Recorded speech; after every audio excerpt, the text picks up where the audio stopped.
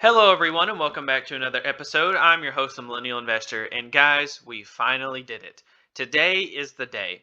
We are officially 1 year old on the channel. 1 year ago today, I started my YouTube channel and investing channel. Well, not exactly 1 year ago. I'm actually about 2 weeks late, but 1 year ago during this time was when I started my YouTube channel. I started the M1 Finance portfolio on April 3rd, as you can see right here on M1 Finance as I hover my mouse. Right now, today, it is April 19th, the time I'm filming this. You guys should be watching it a day or two later. And we've came a long way because the first day that I invested in this portfolio was April 3rd of 2020, over 1 year ago. And that was when the market was blood red, everything was crashing down to the floor, and everybody was scared out of their minds about what was happening with the pandemic, the shutdowns, things like unemployment. Nobody knew what was going to happen. But for me, it was documented all along the way. I was investing when everyone was terrified, and it has incredible results from the amount that this has paid off. I originally started, let's go ahead and track my mouse in this. I started investing at $1,500 was my initial investment, okay? Let's go ahead and get zoomed in so we can see this chart. And as you can see right here, my mouse was 1,500 my first day, and it was actually a red day. It shot down $28 on the first day, and then it trickled upwards up to 1,700, 1,900, 2,000, 2,500, uptrended again upwards to 3,000. Now we're at 3.5. Now we're up to 4,000.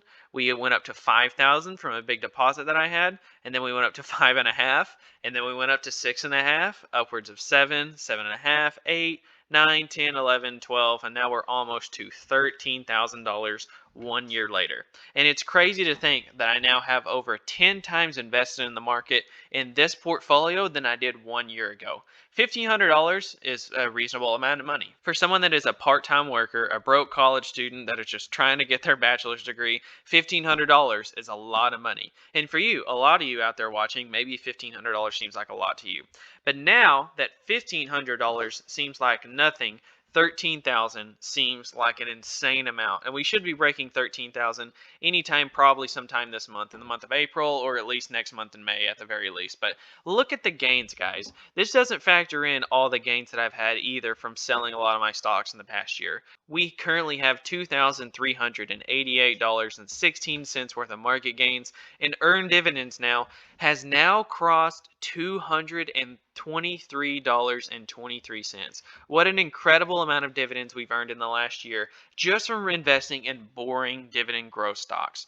And what I want to do is I want to go to my activity feed here, and I want to go ahead and go back to the very first dividend that I ever received. Let's go to dividends only, and let's scroll back to the first payment that I ever got, and that was Mid-America Apartment Communities. It's not even a company that I own anymore, but my first payment was 48 cents. Now let's go to today's numbers, and you can see that the dividends are a lot bigger.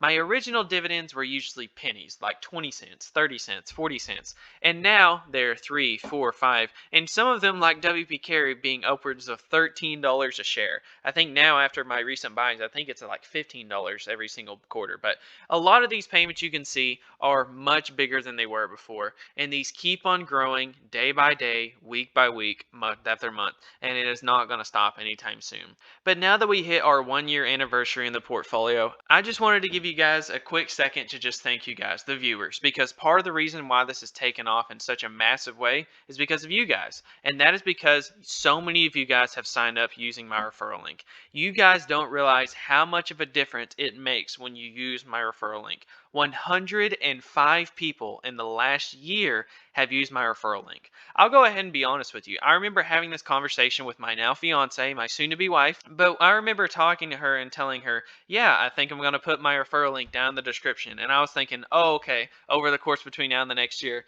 maybe 10 people will sign up, maybe like one a month, maybe if that. And who would have ever thought that over 100 people have signed up with this link? And not only does this benefit me, but this benefit you guys. Every time you get signed up, you get cash for getting signed up, and you get to take advantage of the incredible features and benefits that M1 Finance uses. So I just wanted to make a quick couple of highlights over some of my favorite moments of this year and talk about some of my favorite investments. And we'll also give a quick piece of investing news over my number one investment and talk about why it's been my number one investment over the last year and why it continues to be my number one investment investment going into 2021. But let's go ahead and jump over here, and I want to look at my charts. Like I said, I show this every single video, especially on these monthly updates. These are the 22 companies that I currently own, and this is in column A that I'm highlighting, and I'll go ahead and list them off. It's Broadcom. Here, I'll show the ticker symbol. That's the way it's a little bit more appealing. We have Broadcom, Realty Income, WP Carey, Visa, Home Depot, Lockheed Martin, Johnson & Johnson, Pepsi Cola, Kimberly-Clark, Procter & Gamble, 3M, JP Morgan Chase, Southern Company, Coca-Cola, McDonald's, Caterpillar, Store Capital, Altria, NextEra Energy Partners, Whirlpool, Waste Management, and last but not least, Verizon. And out of these 22 companies, I believe in them a whole lot. And that's why I put my money where my mouth is. And that's why I invest in these companies, and I stand behind them 100%. But what's even more impressive than that is that if you see this column right here, column D, is on this chart right here, in my annual dividend income. And basically what this means is that if today, if I held my shares in my companies and I never sold a dime, I never bought a dime, and none of these companies ever raised their dividend and I took all my dividends out, if I just let it set it and forget it, right? If I just took my money out and never did anything else. Right now, my dividend income would be almost $400 a year. And this was updated about 2 weeks ago, so actually it's probably over $400 now. But $388 a year to be exact is what I'm making in passive income. That is over $30 a month just to sleep. And so now that it's crossed over that 365 mark, we are now making over $1 a day. And I think for me, that happened just recently in the past month or so. And I think for me, this is starting to feel like the moment where I'm finally starting to make it. I know many of you out there that are watching this are probably thinking, wow, this guy's just messing with chump change. Some of you might be investing $50,000, $100,000. A small portion of you may be even investing in the 7 figures. Some of you may be investing $1 million plus. And while it might look like chump change now, I just want to go ahead and announce on the channel that we're just getting started. Those of you out there watching, many of you are 30 years old, 40 years old, some of you in your 50s. But right now, I am age 22. I'm only 22 years old. And this is how far we've come in a year. And so what's to say that we can't do it again? If we've went up $10,000 plus in the last year, this year, what's to say that we can't go up another $10,000 plus in the next year and the year after that? And steadily as I compound these shares more and more, as my dividends get bigger, my purchases get larger, as the share prices go up, it becomes more and more dramatic to my portfolio. I just want to go ahead and announce that we're on our way to 100,000. And one day, it is a long ways away, and hopefully you guys will be watching then. While it might seem crazy now, we are steadily on our way to 1 million. I know it seemed like a joke now. I know right now I only have a little under $13,000, but we are slowly on our way to 1 million, and I am going to track every single thing that happens in this portfolio. I will continue to show all my buys, all my sells, all my dividends, all my changes to my portfolio. It doesn't matter if we're blood red in the market, including today. Today we're down money. Today we've lost $35 just since starting this video, since the market opened. That is fine. I do not care. I show everything with the portfolio. I'll show the red as well as I'll show the green. Now, fortunately for me, when I started this portfolio last year, we've had massive returns. And that is mostly because that we started at the bottom of the bull market. We literally almost timed it perfect, like a week and a half from absolutely perfect timing. And there's no way I could have known that. The only thing that I knew is that I went, actually, let's go ahead and pull up the S&P 500. When I started this channel, it was, like I said, April 3rd of last year. And let's go to the 2-year chart. And I started on, here, let's hover my mouse up here, right there. That was the day that I started my portfolio. And look at the chart for the S&P on that day, considering where it had been. It had trickled upwards of $300 a share. So at one point got all the way up to $330, $340. And then when I started investing, the day that I started, it was down to $250, below $250. So the market was down about 30% from where its all-time high was, and I did not care. I saw this as an opportunity to get started with the investing channel. I was originally going to wait until I got $2,000, $3,000, $4,000, so that way I could have at least a little bit more credibility to get started with investing. But fortunately for me, the market crashed and went down, like I said, about 30%. And I just said, wow, if there's ever a time I need to get started investing, right now is the time, because I need to film this on my YouTube channel and document my success in investing in a time where everyone else is terrified. Look how dramatic the drop is. This is the 5-year chart. Like I said, there was a little spike down here in early 2018, and then at the end of 2018, everyone was worried about a trade war, went down like 18, 19%. But then you see the drop in 2020, and it is a free fall. And I was investing right here when hardly anyone else was, and dividend yields were higher, valuations were significant. significantly lower, and look how far the S&P has come in that time. Originally, that day that I was buying, so what was it? I think 248. Is that what the price was? In that time, look how far the S&P has come. $414 a share is now what the S&P trades at. Now let's go ahead and do some math here, and let's get my calculator and let's type in $414 a share, and let's divide that by the day that I invested my money at $248 a share. And so if you take your calculator and you take 414 and divide that by 248, you'll see that that is about a 67% increase in 1 year. And that is the average stock in the stock market.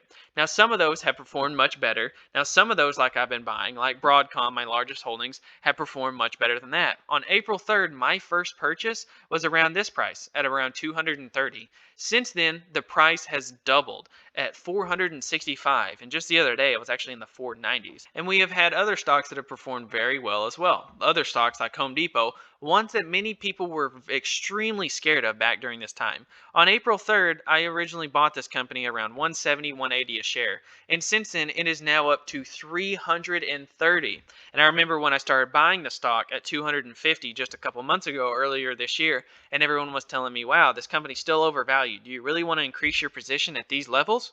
Yeah, I do, because look what's happened in the last couple months since then. I started buying it at 250, 260 again, increasing my position, and it has gone sky high. And fortunately for me, I am very fortunate to say that of all the holdings that I currently have, every single one of them is up.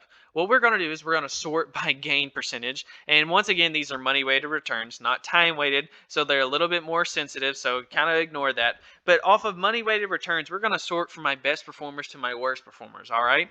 And if we look at Whirlpool, we are currently up 469% on a money weighted return. And I bought it at an average share price just a couple weeks ago at 197. And it's now already at 234. That is almost a 20% upwards move just in the last couple of weeks. And this is a boring dividend stock, one that people ignore. It pays out a good yield and people don't even really consider it a growth stock whatsoever. We have another one. This has been one of my best performers. And like I said, with the S&P going up an average of 67% in the last year, let's look at how it has done. Let's go ahead and pull out our calculators again. And on April 3rd, when I originally started buying this company, it was at 115.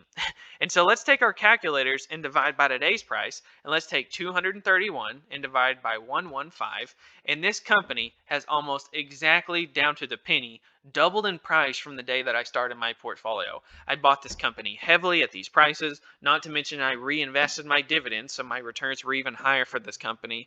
But this company has just taken off in a massive way. And I just recently mentioned how I think this company is going to massively increase its dividend over the next couple of months.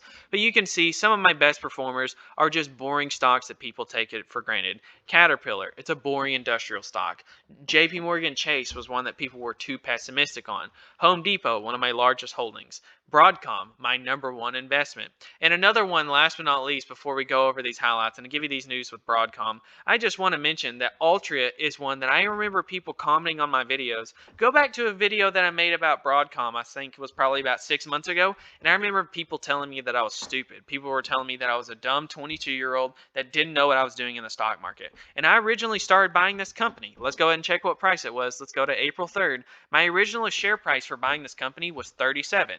And now looking at it today, it's $52. Now that doesn't tell you the full story. Let's take $52 and divide by 37. That is a 40% upwards move in just 1 year. Now that doesn't tell the full story. When I was buying this company at $37 a share, I was getting about a 10% dividend yield. A massive dividend yield just to own it. And there were many points where I thought this company was definitely struggling. They may have been cutting that dividend yield, but I believe that they would be a turnaround play. And guess what? Even today, at $52 a share, I'm still a buyer. And so while you may have thought it was a bad investment in 2020 at $37 or $40 or $45 a share, I'm still a buyer at $50. And even if this company were to go back to the 60s, I still am a buyer of this company. I believe in the turnaround play. They're making some incredible investments. And this is it just goes to show, guys, that if you put your mind to it and you believe in companies that you do the research for, you will more than likely be successful. In the stock market, if you pick great companies, eventually they're going to go up in price. Now, I know that the returns have been a bit dramatic here in 2020, and I don't expect these kind of returns moving forward. This is a very unique year where some unique events happen, and I don't expect this moving forward. But generally speaking, when I'm picking these good companies, I'm looking for opportunities, and I'm constantly reinvesting my money in areas that I think is most beneficial to me. I think in the long run, we will continue to see better and better returns. And this is why I fully disclose everything on my channel, because if I make mistakes, which I definitely had, like Wells Fargo, for example, I will show those mistakes as well. It's not all green, it's not all perfect, and it's by no means the best strategy, and I'm not preaching that what I do is by far the best. What I'm saying is that I am doing what I think is best for me, and I will disclose all that on the channel. And if you want to follow along with me for the next year, I'd really appreciate that. And hopefully you guys will join me along for the ride. It's actually went a little bit longer as usual. I'll go ahead and say this for the next video. Some information about Broadcom that I think a lot of you guys will find really interesting for those of you that are large shareholders like me. But thank you guys so much for watching. Like I said, I demonstrated how valuable you guys signing up using this link was over the past year. So let's go ahead and do that for the next year. In April of 2022, let's hopefully have this much, much higher. 105 is great. I'm so thankful for that. But if we could have that doubled by next year's video at 210 or even more than that, I would be incredibly grateful. And one last announcement before the video ends is that I did want to mention that my investing channel is going to dramatically change in July. I have a roommate that is moving out in July, and we are going to have an entire spare bedroom dedicated just towards my filming setup. So it's April right now, so if you just give me about 3 months from now and you keep on watching the channel, the quality of the content that you're going to be watching is going to go up dramatically, and guess what? You're finally going to see my ugly mug. You're going to see my face on the camera. So thank you guys for tuning in. Thank you for watching all the way to the end. I really appreciate the support over the last year, and one last time, I'll catch you guys next time.